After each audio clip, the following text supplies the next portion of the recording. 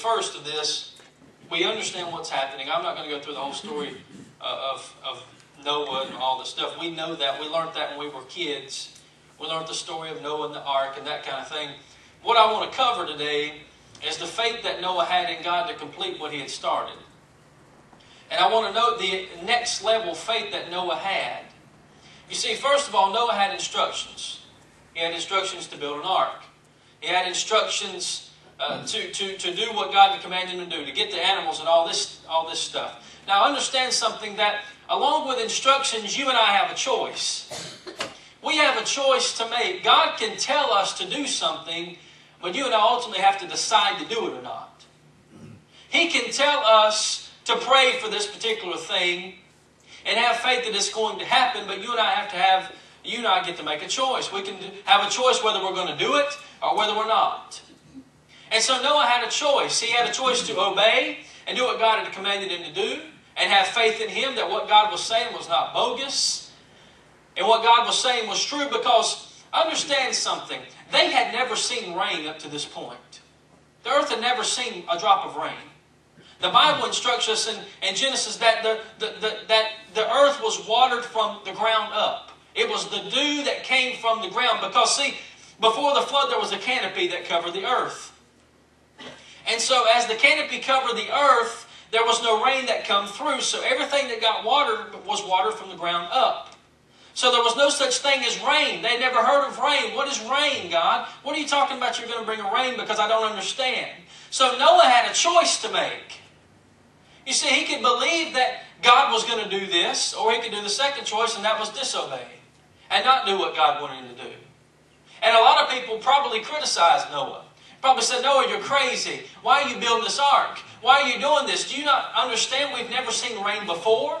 Why is God all of a sudden going to start dropping raindrops out of the sky? We've never seen this before, Noah. Are you crazy? What's the matter with you? But Noah chose to obey what God said. If you look at verse 22, thus did Noah according to all that God had commanded him to do.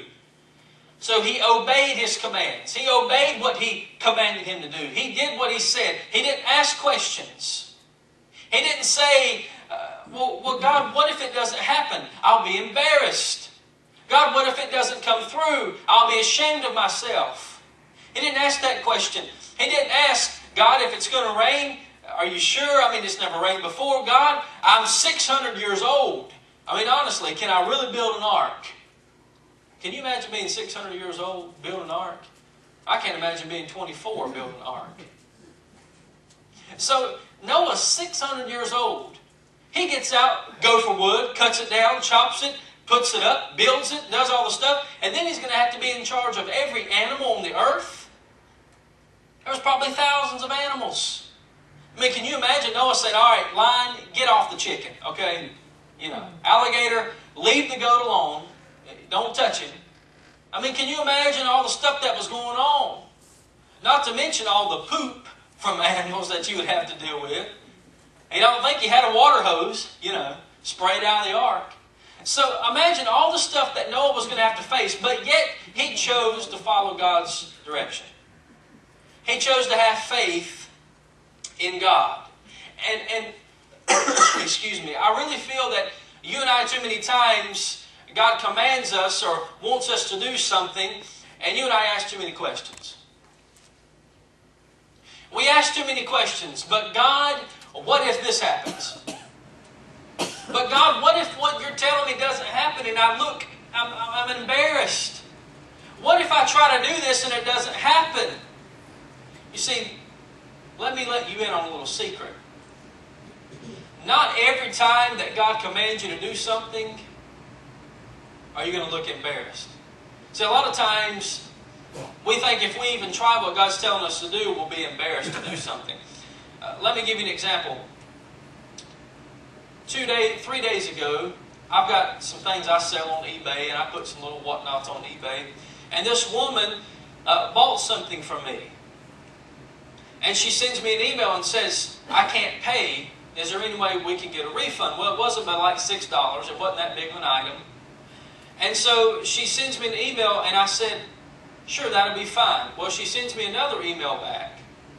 and said that she was sorry she couldn't pay because her uncle had just passed away. She's a single mom. She don't have gas in her car to go to work. She doesn't have any money, doesn't have any food, and all this stuff.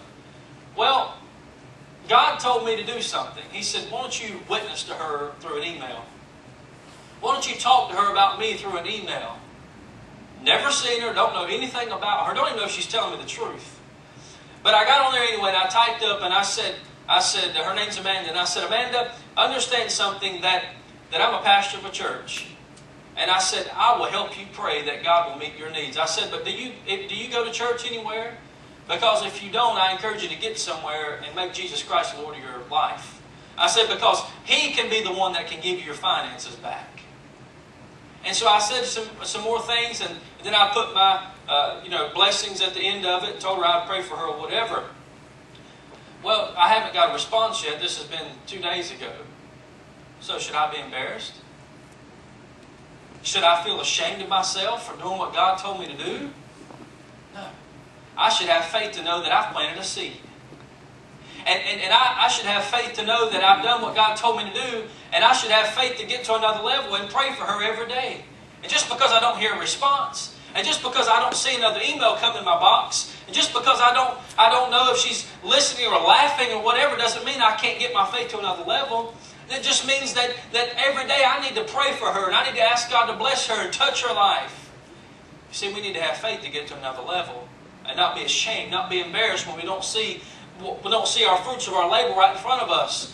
Because so many times you and I do things for people and we don't see the results right away. And sometimes we do things for people and don't even see the results. But that doesn't mean we quit. That doesn't mean that God hasn't blessed us. You see, we ask too many questions. We question God. My answer is, who am I to question God anyway?